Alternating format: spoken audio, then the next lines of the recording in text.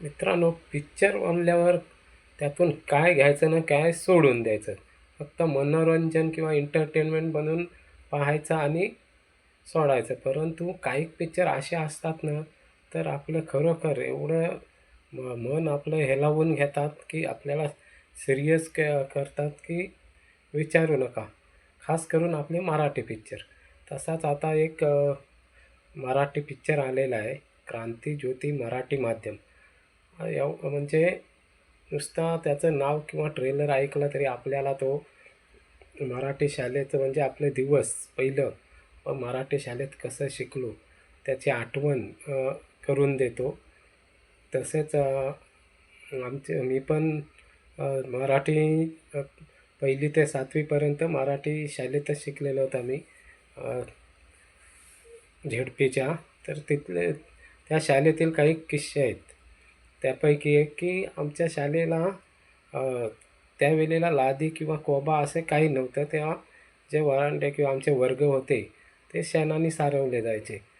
तर ते शेण आणण्यासाठी आम्ही जायचो. आम्हाला गुरुजी किंवा त्यावेळेला आम्ही गुरुजी किंवा बाईच बोलायचो. आता सर, मॅडम असे बोलतात. त्यावेळी आम्ही मराठी शाळेमध्ये गुरुजी किंवा बाईच बोलायचो. तेव्हा मुलं अशी आम्ही शेणाला जायचो. शेणाला बोलल्यावर तर तिथं टिंगल मस्ती, बोरं खा, चिंच खा, इकडे जावा, म्हणजे टाईमपासच व्हायचा. त्यामुळं शेणाला जायचं बोलल्यावर पोरं खुशच व्हायची. 10-15 पोरं निघणारच. तर आम्ही त्यावेळेला शेणाला जायचो आणि शेण कसलं टाईमपास करतच यायचो. ते मजाच वेगळी होती. असे काही आमचे शाळेचे किस्से आहेत. तर त्या शाळेची घंटा बोलल्या टन टन टन टन आवाज, तो पण अजून कानात गुंजते.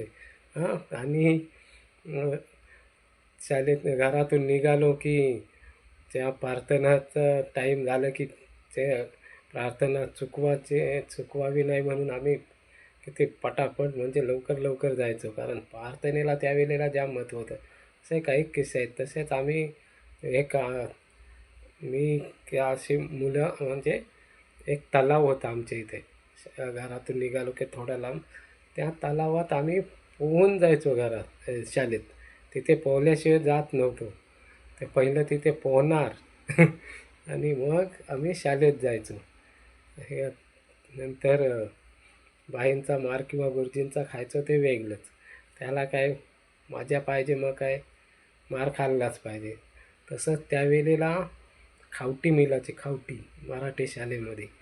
ती खावटीचे अजून म्हणजे खरोखर त्यावेळेला एवढं त्या खावटीला महत्त्व होतं ना, त्या डब्यात साठवून ठेवायची. घरी नेऊन डब्यात साठवायचो आणि मग नंतर त्याचे लाडू बनवायचे. ते लाडू खायचो. त्यावेळेला प्रत्येकाची परिस्थिती पण हलाखीचीच होती.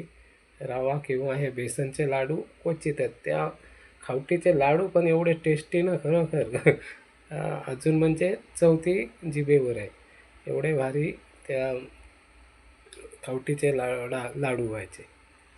तर असे काय मराठी शाळेचे किस्से आहेत. तर आपला मराठी पिक्चर आला क्रांतीज्योती मराठी माध्यम, सर्वांनी आवर्जून पहा. आपण पुन्हा त्या मराठी शाळेत शिकतो याचा आपल्याला पुन्हा अनुभव येईल किंवा त्याचा आनंद मिळेल.